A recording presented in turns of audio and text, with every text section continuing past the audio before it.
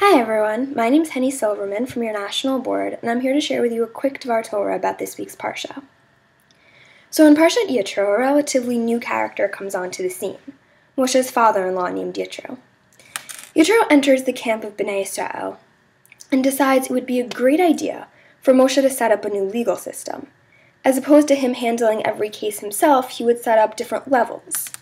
Now Moshe, the leader of the Jewish people, takes this suggestion without any hesitation, or it seems any thought about how it would affect his people. Now, I don't know about you, but that seems pretty strange to me. I mean, yeah, Moshe and Yitro are kind of related, but they don't really have much to do with each other. Yitro lives far away in Midian and just came to visit Bnei Israel because he heard all about the great miracles that God did for them after they left Egypt.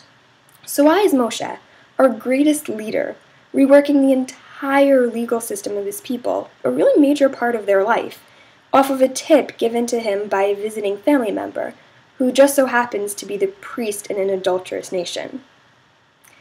The Medrash Tanchuma is also pretty surprised with this close advisor-like relationship that Moshe and Yitro have. Why in the world is Moshe reworking a major part of his people's lives because Yitro, the priest of the adulterous Midian, told him to? The sages tell us that Yitro was a pretty special guy, actually. We know him as the distant relative of Moshe, who we don't actually know that much about. But apparently, he had a very special quality that merited him to advise Moshe Rabbeinu. Yitro was what they call a seeker of truth. He always wanted to know the answer to the question why, and he was never afraid to ask it. Whether it was in his hometown, where he had to deal with other religions, or when he came to visit Moshe and he had to deal with the so-called flawed legal system that we had in place. Yitro was never shy to seek understanding. Based on what we know about Yitro, he had an excellent understanding not only of humans, but as God as well. Yitro merited this relationship with Moshe because he cared enough to ask why. And he didn't get his knowledge because he was some great Torah scholar who spent hours poring over books. He got it because he cared enough to push for a reason. We live in a world today where a lot of things are thrown at us.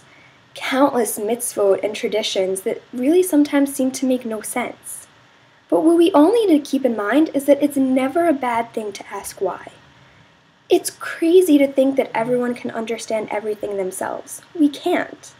But together, if we each push really hard and strive to understand, we can be amazed by what we can each accomplish and how much we can be inspired.